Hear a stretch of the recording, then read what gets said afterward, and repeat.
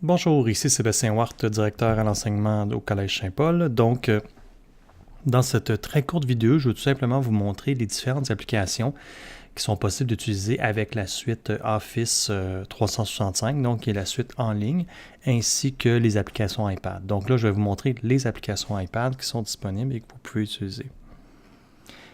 Vous voyez ici, vous avez Word, PowerPoint, Excel, OneNote. Il y a aussi OneDrive qui est intéressante. Il y a Sway aussi qui est intéressante.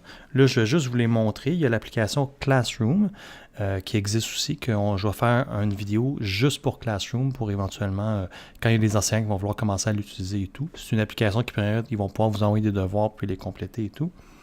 OneDrive, je vais commencer par OneDrive. OneDrive, c'est votre espace de stockage. Vous avez tous, avec Office, 1 Tera d'espace de stockage pour mettre tous vos travaux.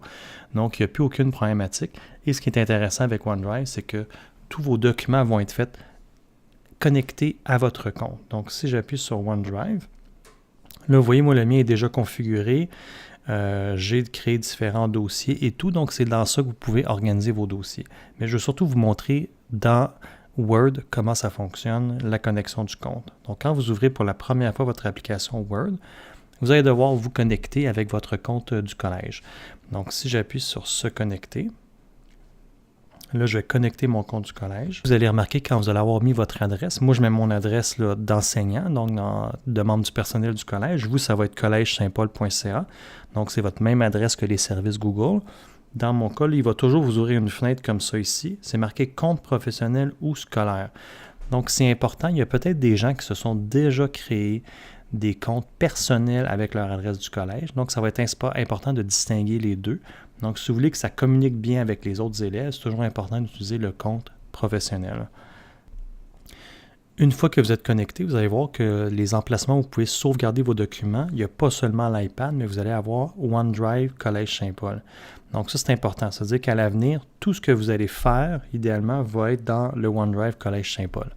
Donc, plus besoin de sauvegarder dans l'iPad, plus de problèmes de synchronisation. Je sais que ça arrive souvent, il y a des gens qui font des travaux dans Keynote ou dans Pages, puis là, ils viennent nous voir, ils sont en panique, j'ai perdu mes documents, ma sauvegarde iCloud ne fonctionnait pas.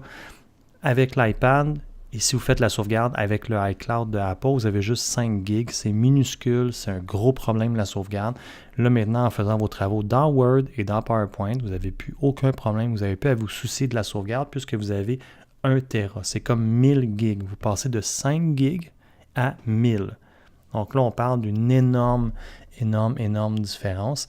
C'est pratiquement 200 fois plus, mais c'est 200 fois plus d'espace. Donc, il n'y aura plus de problème. Fait que assurez-vous d'être toujours connecté. Une fois que vous êtes connecté, là, vous pouvez à ce moment-là créer, si vous appuyez sur « Nouveau », vous avez différentes options dans Word. Disons que je fais un document vide pour commencer.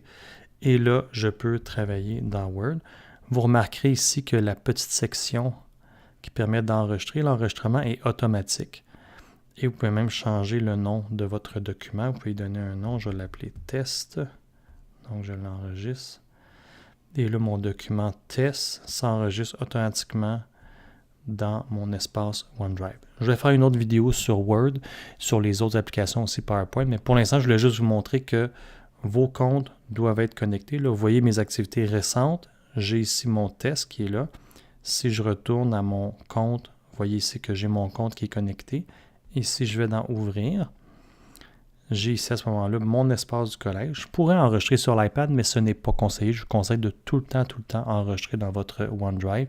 Donc, si vous travaillez toujours dans le OneDrive, vous créez vos documents dans le OneDrive, il n'y a plus aucun problème.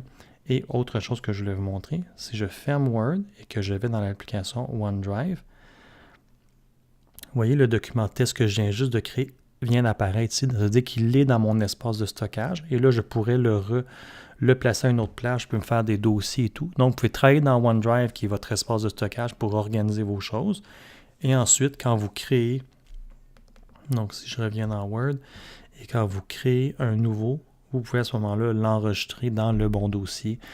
Donc, je vais reparler de tout ça plus tard, mais je voulais juste faire une petite vidéo d'introduction pour vous montrer comment connecter vos comptes dans les applications et surtout comment éventuellement les utiliser. Donc, merci beaucoup.